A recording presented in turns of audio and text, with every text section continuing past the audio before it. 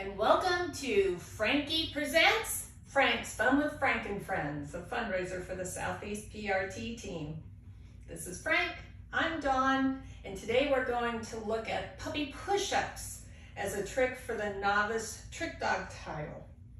Now, if you've been following along with our previous tutorials, we've been working on sit. So I like to teach sit pretty well before I start on down from a sit with my dogs. And the reason is down is a pretty submissive position. If you think about it, a submissive dog will get low, they'll crouch, they may even lie down in the presence of a strange dog or a dog that they perceive as more dominant than them. In a given situation, puppies often get low and come crawling into mama after she's corrected them. So it's a submissive posture, and a lot of dogs are a little uncomfortable doing it at first. They don't understand, and particularly with our terriers who tend to be pretty independent by nature. So I like to have them start from a position that they know very well so that there's not a lot of stress and fuss. I don't want to be trying to teach sit at the same time that I'm teaching down. So once your dog knows sit, what we're going to do is we're going to teach them how to lie down, and then we're going to teach them how to sit back up from that position. So puppy push-ups consists of having your dog sit, lie down, sit, lie down, sit, lie down. So 3 sets of 2. All right, so Frankie, to start with, Frankie is sitting. Let me get him. So he's got plenty of room here. I do have his leash on him. I might take it off if it gets in the way. But I'm going to sit with him, or start with him sitting. I'm just going to rest my hand on his shoulder, sit. I'm not pushing down on him. I'm just resting it there to help him understand that popping up to get this treat is not going to be an option. I'm going to take a small treat. Remember, it's small and taste, not a meal. I'm going to put it right up against his nose. I'm going to bring it down to the ground and then a little bit forward. So I'm making an L shape with that cookie. And usually what will happen is that little nose, as that nose comes down and forward, if I keep my hand on his shoulder, he's going to follow that cookie down. He's going to get into a down. I'm going to show him how brilliant he is. Yay! And then I'm going to let him get back up if he wants. Okay? So teaching, we've got to sit, down, good, down. And we're going to follow the same rules that we've been following before with our behavior. When we first start out teaching it, we're going to always work this in sets of no more than 5. Okay? 5 is easy to keep track of. If your dog can do the behavior 4 out of 5 times, the first time the way you want it, then you can up the ante in that environment. Dogs are very contextual in their learning. So they may do it really great in the living room and it kind of falls apart in the dining room. That's okay. Just keep in mind, can my dog do it 4 out of 5 times, 80% of the time? And if so, you're ready to move on. So the first step in this, enough, is letting the cookie do the talking. Good, down. Once they're down, you can tell them how good they are and then let them get back up. We don't need them to stay down there for very long. All right, buddy. Good boy. Enough. The next step, after we're 80% or better proficient at that, is we're going to start saying the word down, or whatever word you want, lie down, comfy, whatever you're going to use. We're going to say that right about the time their elbows are touching. We're sure they're going to do the behavior. Okay, so we're going to start out, cookie, good, down, good, down, good boy, all right. I combined a little praise there.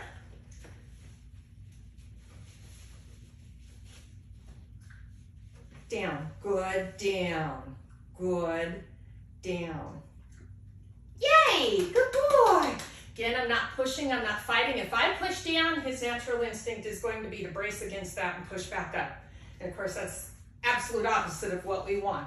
So I'm just resting my hand there. The weight of my hand is reminding him that he needs to lie down. Last step in this process, just like when we taught the sit, once our dog gets really 80% or better good at doing this, I'm going to put this treat out of sight. I'll hold my hand as if I have the treat in it. There's no treat in it this time, and I'm going to say the word right as we start. Down. Good boy. Good down. And when he's down, I'll get his treat. If possible, I want to get that treat to him while he's still lying down. I want to reward this position. If I wait until he hops back up, then I'm rewarding the hop back up, which is great. That's part of what we're going to teach in puppy push-ups, but it's not really teaching him down. Down means stay down here until I tell you you can get up. And as you can see, even though this is a submissive position in natural canine behavior, the dogs can become very comfortable doing it on their own and have no problems with it. We just need to be methodical and respectful. If you're working with a big dog, start out sitting on the ground so you're not hovering over the dog. Little dog, I like to work with them up on the table or sitting on the ground. So I'm not reaching over them. I'm not being intimidating with my body language, so they can just focus on following that cookie, focus on what their body's doing, and they're not worried about, am I going to get corrected? Am I going to get attacked? Okay, because they're going to read us just like they read dogs. So that is sit to the down. Once our dogs are doing that, then we're going to reverse it. Okay, so I teach sit, down, and get it to the point. Sit. Good boy. Sit. Down. Frankie down. Good down. And there I had to cue him twice. Yeah, that's not ideal. Okay, but I don't care. This is a trick. It's all fun. My bad. His good. And we'll just set it up and do it again. All right, Frankie, sit. Down. Good job, buddy. I'm moving my hand, and that's okay. So now we got to get in from the down to the sit to do the push-ups. So this is the reverse. Now your hand's going to go on their butt because we want their front end to move. And again, all your hand is doing is just kind of reminding them and keeping them from lifting the butt, from standing up. And we're going to reverse very slowly, stay in contact with that nose, and lift them up. If you leave your dog in the dust and whip this cookie up, they're going to try and stand. They're going to try and do all kinds of things. So we're going to go slow. We're going to keep that cookie attached to that nose. Down. Good boy. This is very close. We're bringing it up. Good job. Good boy. When we're first doing it, now they already know sit. All right, they already know that word, but we don't want to say it right now until they understand that, yeah, now I'm doing this SIT from a down. Okay, so I hold back even though they know that cue. Then when I get 80%, 4 out of 5 times they're doing that, then I'm going to have them lie down. Good boy. Good job. And I'm going to say SIT right as they're popping into that final position. Sit. Good boy. What a good job. Good boy. Down. Good job. And again. Sit. Good. Sit. Nicely done, my friend. 80% rule. They're 80% good doing that. Then we're going to say the word before they do the action. Now it becomes a cue instead of a descriptor. Cookie's going to go in the pocket. It'll come out afterwards. Okay. Frankie, sit. And even though he knows it, you know what? Sometimes this happens. Sit. Good sit. Good job. Good job. Mistakes are just information. And this tells me a couple of things. We've been making videos today. He's tired. Okay, I'm breaking my 5 repetition as a session rule to make these videos. So he's getting tired. If we were training just for us, I would have ended the session a long time ago. It's also telling me he doesn't know sit as a cue as well as I think he does. Because number 1, he didn't do it just now. And number 2, when I told him to sit from the down, he didn't do it right away. Okay? It's just information. So what am I going to do? I'm going to back up And I'm going to use that treat just a couple more times. All right, lay down. Sit. Good. Sit. Lie down. Sit. You can do it. And see, talking to him, I distracted him. So we do want to be quiet when we train too. We can be a huge distraction to our dogs. Okay, sit. Good, sit. Good boy. Good job. That time I didn't have the cookie in. You notice he was slower. So I need to go back to the cookie step just a little bit longer. I also need to work on sit more. Again, I've changed the context. Up until this point, I've never asked Frank to sit from a down. So I've changed something. I've asked him to sit from a stand.